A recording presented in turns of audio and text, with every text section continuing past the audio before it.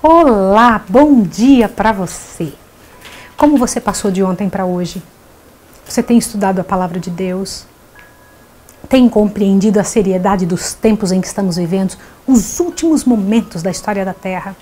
E você fazendo parte desse cenário? Eu preciso orar por você. Ore por nós. Nos ajude a compreender que existe luz para os nossos dias.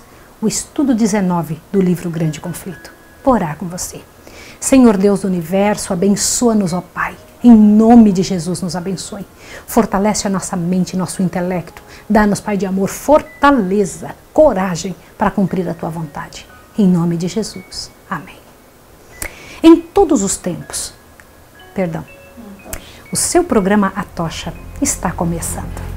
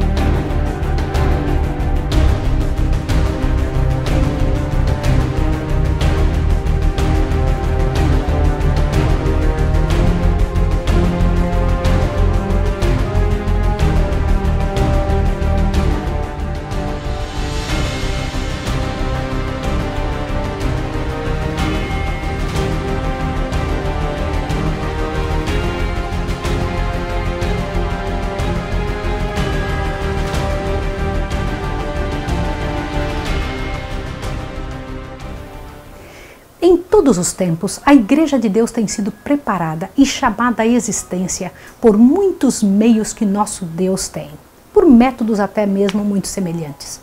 Deus chama e os orienta de sua maneira, na tentativa de salvar-nos de nossa deficiência e misérias humanas e preparando-nos para encontrar um breve encontro com Jesus. Nenhuma lição na Bíblia é maior do que a de Deus que prepara seus filhos e está dirigindo os acontecimentos que vêm existindo. Os homens são instrumentos nas mãos do Senhor para executarem suas obras. Nenhum homem, porém, por mais honrado que tenha sido pelo céu, conseguiu ainda entender completamente o plano da redenção e tudo o que está envolvido nele. O que isso quer dizer? Que seres humanos erram. Que seres humanos, por mais que saibam, não têm toda a verdade clara em sua mente. E a verdade é dada progressivamente. A verdade sempre esteve lá, o nosso conhecimento que é progressivo. Consegue entender? Às vezes compreendem mensagem para seu próprio tempo, mas além disso devem entender e andar pela fé. Do que eu estou falando? Exatamente do nosso estudo hoje, para você entender o que foi o grande desapontamento, tá certo? Para que você compreenda a seriedade deste tempo. O capítulo 19, nesse livro Grande Conflito, traz a seguinte informação. Os homens não compreendem plenamente o que Deus deseja cumprir pela missão que lhes confia. Não abrangem em todos os aspectos a mensagem que proclamam em seu nome. É claro, nem Daniel compreendia tudo o que escreveu, nem João, nem Miller. Porventura alcançarás os caminhos de Deus ou chegarás à perfeição do Todo-Poderoso? Jó 11, verso 7. Os meus pensamentos não são os vossos pensamentos, nem os vossos caminhos os meus caminhos, diz o Senhor. Porque assim como os céus são mais altos do que a terra, assim são os meus caminhos mais altos do que os vossos caminhos, e os meus pensamentos mais altos do que os vossos pensamentos. Eu sou o Deus e não há outro Deus. Não há outro semelhante a mim, que anuncie o fim desde o princípio e desde a antiguidade as coisas que ainda vão acontecer. Isso está escrito em Isaías 46, 9 e 10. Somente na mão do Senhor Deus é que está toda a verdade. A nossa vem sendo trazida para nós de maneira progressiva. Muitas revelações eram oferecidas aos homens por instrumentos que não entenderam em seu tempo, mas foram elas necessárias em tempo futuro. Nosso Senhor então abriu o entendimento dos que naquela época viviam. Pedro comentou sobre isso ao dizer que muitos do passado tinham escrito para o seu tempo. Isso está escrito em 1 Pedro 1, 10 a 12. Você imagina isso? Pedro tinha entendido que as pessoas que tinham escrito no passado tinham escrito coisas para seu tempo, não para elas mesmas. Imagine isso. Escreveram para nações ainda não nascidas. Eu achei tão bonita essa linguagem do livro Grande Conflito. Escreveram para nações ainda não nascidas. Para a nossa época, para nós, muitas verdades foram escritas. E sofreram o dano de não entenderem completamente em sua época. Que legado, que entrega a nosso favor. Comparai o zelo santo com a nossa destacada indiferença, com os que os favorecidos tratam esse dom do céu. Indiferença comodista, indiferença criminosa, condenada, que se contenta em dizer que as profecias não podem ser compreendidas. Embora não possamos entender os conselhos celestiais, mesmo assim, algumas profecias não são entendidas pelo erro e negligência de nossa própria raça humana. Muitas vezes, nossa mente obscura e sem condições, envolvida pelas ideias pré-concebidas, não consegue chegar a uma compreensão que Deus possa aproveitar. Mesmo os discípulos que viveram com Jesus não chegaram a compreender seus ensinos e se viram despreparados para o que Jesus tinha dito tantas vezes a respeito do que iria acontecer com ele mesmo. Acharam que Jesus estaria inaugurando um reino terrestre, quando Jesus, ele mesmo, insistia que seu reino não era deste mundo. E por que pensavam assim? Ideias pré-concebidas. Cristo viera no tempo exato, da maneira correta, mas até mesmo os seus não tinham mente pronta para entender tudo o que dele ouviam. Foram desiludidos quando esperavam que Jesus ficasse com eles, e não que Jesus fosse embora para o céu. Sofreram então uma grande desilusão. Você consegue entender o que eu estou lhe falando? E por que foi que Jesus, que morava junto com os discípulos, não os privou de passar por essa desilusão? Jesus estava falando com eles todo o tempo: meus filhos, meu reino não é deste mundo. Mas eles esperavam: Jesus vai subir no trono de Davi, vai nos fazer poderosos de novo, vai livrar o povo judeu do povo romano. Mas Jesus falou tantas vezes, eles não conseguiam entender. Por quê? Porque a mente estava cheia das ideias de que o reino de Deus era neste mundo. As ideias pré-concebidas têm essa capacidade de anular a verdade. Não foi diferente com Miller. Miller acertou em tudo, errou numa coisa muito séria. Mas antes eu preciso te mostrar uma coisa aqui. Por favor, observe. Olha só. Sobre os discípulos.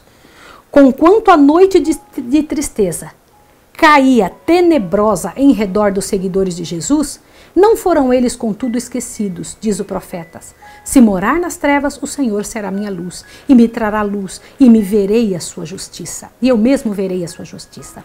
Nem ainda as trevas me escondem de ti, mas a noite resplandece como o dia. As trevas e a luz para ti são a mesma coisa. Deus falou: aos justos nasce a luz nas trevas. E guiarei os cegos por um caminho que nunca conheceram. Fá-los-ei caminhar por veredas que não conheceram. Tornarei as trevas em luz perante eles, e as coisas tortas farei direitas. Estas coisas lhes farei e nunca os desampararei. Mesmo que os discípulos tinham errado, o Senhor não tinha desamparado a eles, compreende? Perceba então, olhe bem. Tudo tinha se cumprido, exatamente conforme havia sido prometido no passado, no livro de Daniel. As 69 semanas que Daniel havia previsto, lia um versículo, porém não lia o verso seguinte. Tudo havia se cumprido e agora estavam os discípulos vivendo o momento em que Cristo seria cortado. A palavra de Deus diz que seria cortado o cordeiro, né? O cordeiro seria cortado. Mas eles não entenderam e ficaram decepcionados. E Jesus não os poupou de serem decepcionados. E o reino de Deus, que eles declaravam estar próximo, foi estabelecido pela morte de Cristo. Este reino não era, como eles haviam sido ensinados a crer, um domínio terrestre. Tampouco devia ser confundido com o reino futuro, imortal, que será restabelecido quando o reino e o domínio e a majestade dos reinos debaixo de todo o céu serão dados aos povos dos santos do Altíssimo. O reino eterno, no qual todos os domínios o servirão e lhe obedecerão. Daniel 7:27. Isso só depois do milênio. Conforme é usada na Bíblia a expressão reino de Deus, designa tanto o reino da graça quanto o reino da glória. Eu preciso que você entenda essa diferença. O que é reino da graça, o que é reino da glória. O primeiro, reino da graça, é apresentado por Paulo na Epístola aos Hebreus.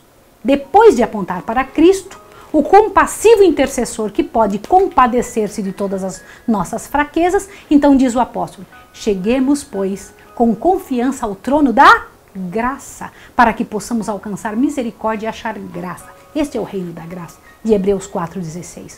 O trono da graça representa o reino da graça, pois a existência de um trono implica de um reino. Em muitas parábolas, Cristo usa a expressão o reino dos céus para designar a obra da graça divina no coração dos homens. Assim, o trono de glória representa o reino de glória. E a este reino fazem referência às palavras do Salvador. Quando o Filho do Homem vier em sua glória, e todos os santos anjos com ele, então se assentará no trono de sua glória, e todas as nações serão reunidas diante dele. Este reino ainda está no futuro, isso ainda não aconteceu. Não será estabelecido antes do segundo advento de Cristo. O reino da graça foi instituído imediatamente depois da queda do homem, quando Adão pecou, quando fora concebido um plano para a redenção da raça culpada. Existiu ele, então, nos propósitos de Deus e pela sua promessa, e mediante a fé os homens podem tornar-se súditos seus. Contudo, não foi efetivamente estabelecido antes da morte de Cristo. Mesmo depois de entrar para o seu ministério terrestre, o Salvador, cansado pela obstinação e ingratidão dos homens, poderia ter se recusado ao sacrifício do Calvário. Você sabia disso? No Getsemane, a taça das amarguras tremia-lhe na mão. Ele poderia, naquele momento, ter enxugado o suor de sangue da fronte, abandonado a raça criminosa para que perecesse em sua iniquidade. Houvesse ele feito isso, e não teria havido redenção para o homem caído. Quando, porém, o Salvador rendeu a vida, e em seu último alento clamou, está consumado, assegurou-se naquele instante o cumprimento do plano da redenção. Ratificou-se a promessa de libertamento feita no Éden ao casal pecador. O reino da graça, que antes existiria pela promessa de Deus, fora então agora estabelecido. Compreendeu? A morte de Cristo tinha sido sua cruel decepção, mas foi exatamente isso que confirmou sua crença, confirmou que sua crença estava certa. Esse acontecimento abria a porta a todo filho de Adão para entrar em esperança no plano da salvação. Estava cumprido desencadear dos planos de Deus, mesmo em meio às decepções dos discípulos de Cristo. Mesmo com as esperanças desiludidas, tinham pregado as palavras da vida e a parte que entendiam. Mas quando Jesus ressuscitou, no caminho de Emaús, abriu-lhe a palavra e mostrou o que havia em toda a Escritura sobre ele. E então entenderam. Quando foi que os discípulos entenderam? Quando Jesus abriu quanto da Escritura? Toda a Escritura. Jesus não desejava que a convicção deles fosse por causa de sua presença, mas pela inquestionável verdade estampada nas Escrituras. Eu acho isso tremendo. Por quê? Jesus, olha, deixa eu tentar te explicar uma coisa. Jesus não queria que os discípulos se sentissem seguros por causa da presença dele, mas pelo que estava escrito na palavra de Deus. Quando Jesus abriu a palavra, então eles, agora eles tinham entendido. Compreendeu? O jeito de entender o que está acontecendo é abrindo a palavra, não ficar com um pedaço só, mas toda a palavra.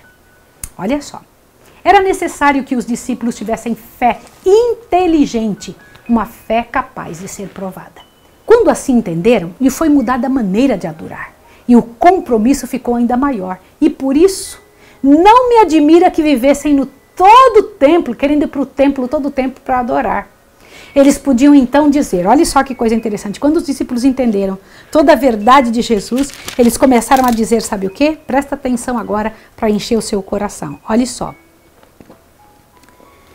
Haviam sido testemunhas da sabedoria e do poder de Deus e estavam certos de que nem a morte, nem a vida, nem os anjos, nem os principados, nem as potestades, nem o presente, nem o porvir, nem a altura, nem a profundidade, nem alguma outra criatura seria capaz de separar do amor de Deus que está em Cristo Jesus, nosso Senhor. Em todas estas coisas, disseram eles, somos mais do que vencedores por meio daquele que nos amou.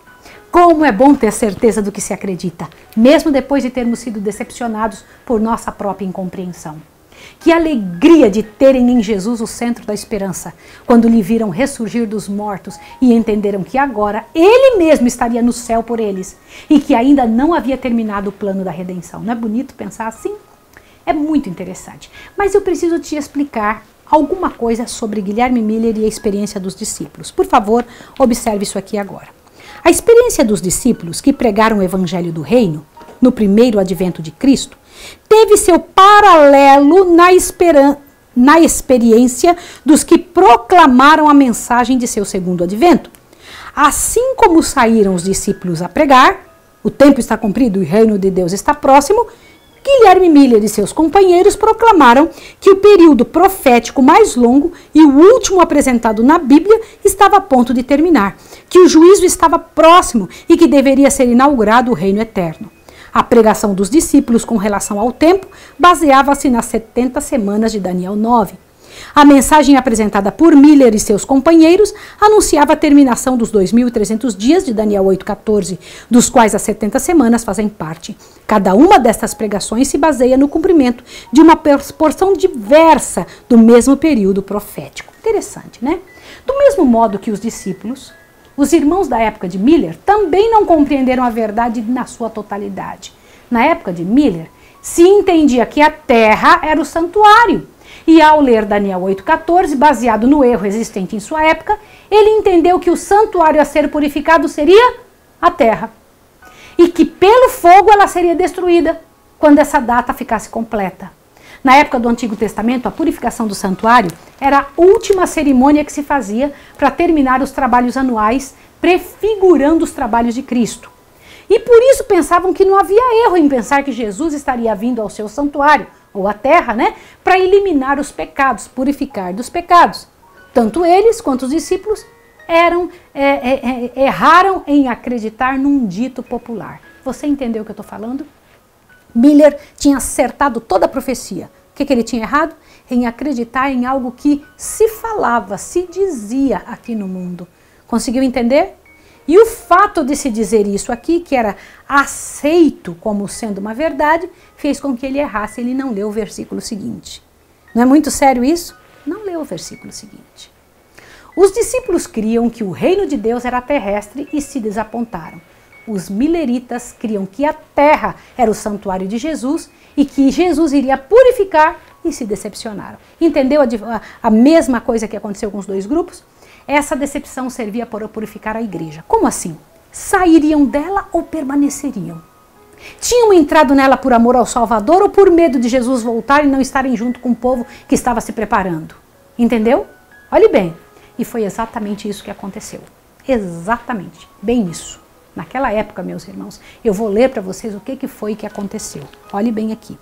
É tão importante você entender que, na hora que a profecia não aconteceu exatamente como deveria, o que aconteceu com o povo? Olha bem, essa prova revelaria a força dos que com fé verdadeira haviam obedecido ao que acreditavam ser o ensino da palavra e do Espírito de Deus. Ensinar-lhes-ia o que unicamente tal experiência poderia fazer.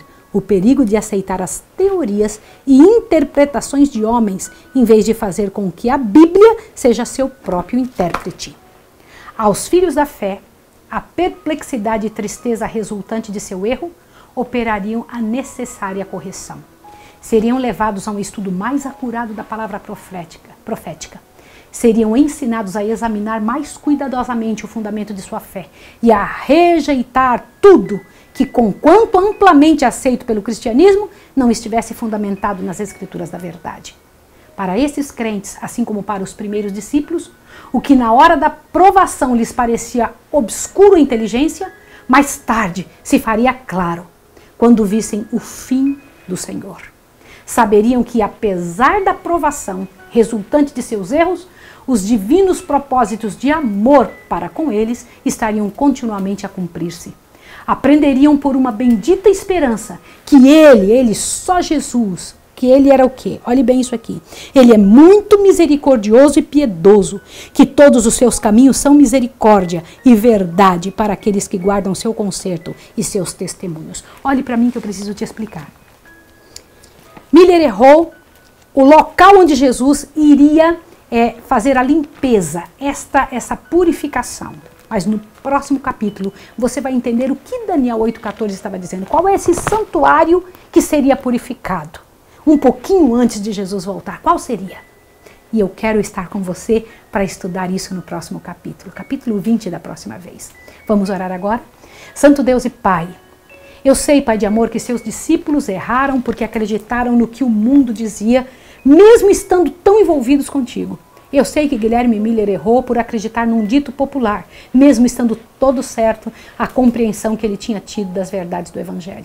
Mas agora, Senhor, eu te peço, não nos permita errar.